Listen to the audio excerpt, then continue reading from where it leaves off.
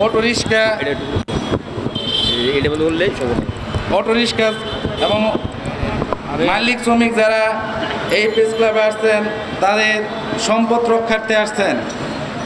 আমাদের শেষ সম্পদ শেষ সম্বল যেইটাই বোঝায় আমাদের সম্পদ রক্ষা করার জন্য আমরা যে কোনো ধরনের যে কোনো পরিস্থিতি মোকাবেলা করার জন্য আমরা মাঠে থাকব। এবং যদি আমাদের এই হঠাৎ করে ভিতরে বসিয়া যে বিচারপতিরা এইরকম রায় দেয়, তারা কোনোদিন মাঠে নামে না, তারা কোনোদিন মাঠ সম্পর্কে বুঝে না, তারা যা ইচ্ছা তাই বলে রায় রেখে একটা লোক মারা গেলেও 3 দিনের তার সমস্যা সমাধান হয় না, 3 দিন মাটি দিতে পারে না। এমন একটা অর্ডার দিল যে অর্ডার প্রায় 1 কোটি লোকের জীবন জীবিকা নির্বাহের ধ্বংস করে দেওয়ার মতো। এই রায় প্রত্যাহার করে পূর্ণ বিবেচনা করে আমাদের এই 50 লক্ষ বা 60 লক্ষ লোকের জীবন জীবিকা নির্বাহের জন্য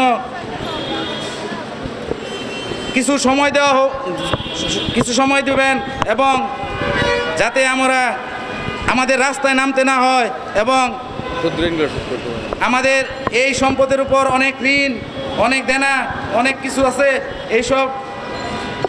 এইসবের জন্য যদি আমাদের এখন মাথা ঠিক নেই, আমরা যে কোনো সময় যে কোনো কিছু করতে পারি। আপনারা এই রায় পূর্ণ বিবেচনা না করা পর্যন্ত আমরাও মাঠে থাকবো এবং যদি মাঠে থেকে ওই স্বৈরাচার হাসিনার মতো আপনাদের বিরুদ্ধে আমাদের দাঁড়াতে হয় তাহলে কিন্তু আমরা দাঁড়িয়ে যাবো। এই শেখ হাসিনা সরকার যা করছে এখন আপনারাও তাই করতেছেন।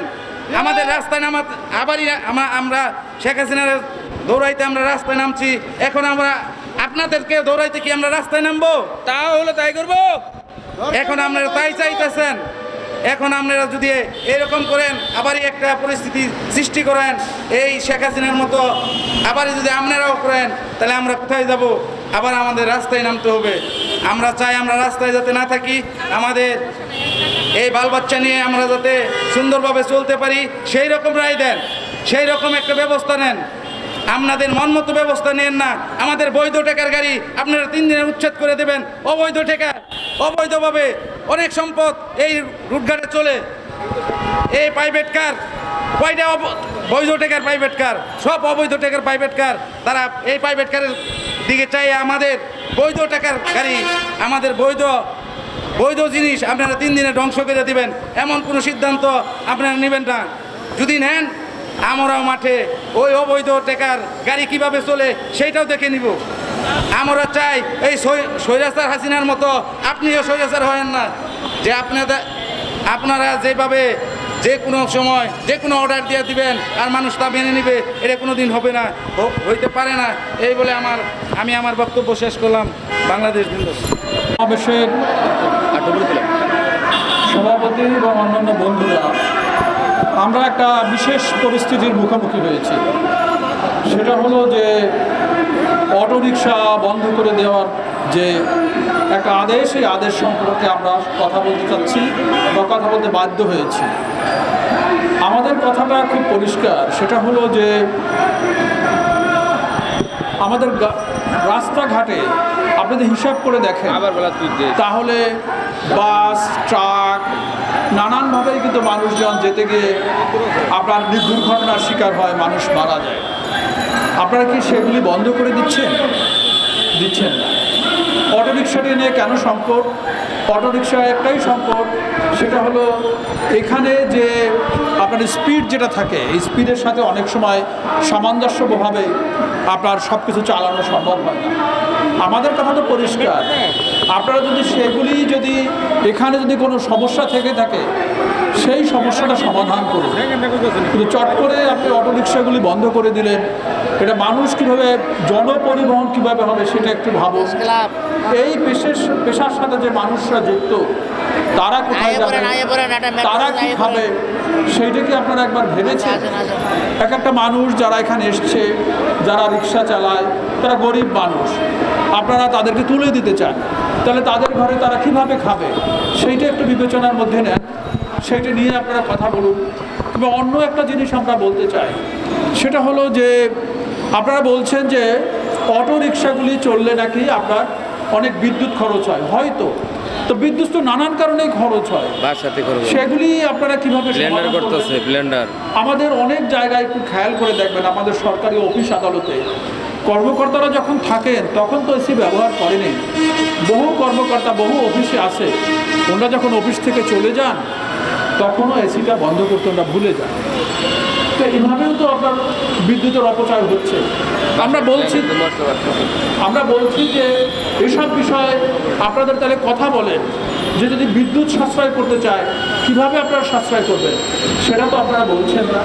এবং বিদ্যুতের ক্ষেত্রে আপনারা নানান তবলুকি ব্যবস্থা করছেন। একজন সাধারণ মানুষ, একজন অটোরিকশার ড্রাইভার, তার সাথে 5 থেকে 7 জন মানুষ যুক্ত থাকে। ওই মানুষগুলি কোথায় যাবে, কি খাবে, সেটা আপনারা বিবেচনা করবেন না। একটা আদেশ দিয়ে দিলেন আর মানুষজন না খেয়ে থাকবে, এটা তো হতে পারে না, এই ব্যবস্থা চলতে পারে না। আপনারা দেখেন যে পাশেও একটা সভা চলতেছিল, এটা এখানে না, সারা শহরেই যদি আপনি খেয়াল করে দেখেন, সারা শহরে এরকম সভা সমাবেশ চলছে অটোরিকশার প্রেক্ষিতে। এই সমস্ত সভাগুলি যদি একত্রিত হয়ে যায় তাইলে কি আপনার রাস্তাগুলি চালু করতে পারবেন? কত লক্ষ অটোরিকশাওয়ালারা আপনার আন্দোলন সংগ্রামের সাথে যুক্ত, আপনারা তাদেরকে যদি এভাবে যুক্ত করে দেন তাহলে কি হবে? আপনাদের একটা পরিষ্কার একটা কথা বলতে চাই, বর্তমান সরকার এসছেন বৈষম্য বিরোধী ছাত্র আন্দোলনের মাধ্যমে। বৈষম্য বিরোধী ছাত্র আন্দোলন কি জুন মাসের আগে আমাদের এখানে ছিল না? তাহলে জুন জুলাই মাসের মধ্যে হাসিনার মতো একটা স্বৈরাচারী সরকার, তার পতন হয়ে গেল।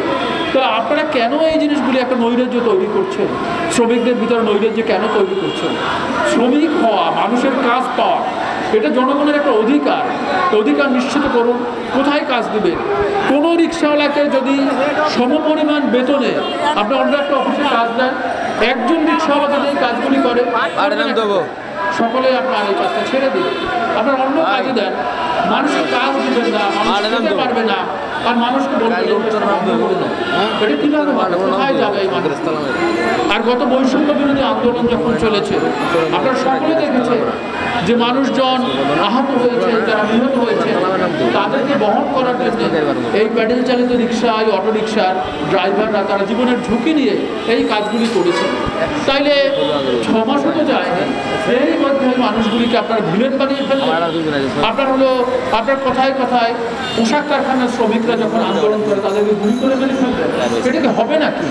অতএব আমি আমার কথা বাড়াতে চাই না, আমি যে কথা বলে শেষ করতে চাই সেটা হলো আপনারা এই সমস্ত বিষয়টি একটু ভালোভাবে ভেবে দেখেন, কিভাবে এই মানুষগুলি চলবে, তারা কী খাবে, তাদের সন্তান কীভাবে চলবে, এই সমগ্র বিষয়টা যদি ভাবেন তাহলে একটা সমাধান পাওয়া যাবে। আর তা যদি না হয়, মনে হলো আর আপনি বন্ধ করে দিলেন, তাহলে কোনো সমস্যার সমাধান তো হবেই না, উল্টা সমস্যা বাড়বে। সকলকে ধন্যবাদ।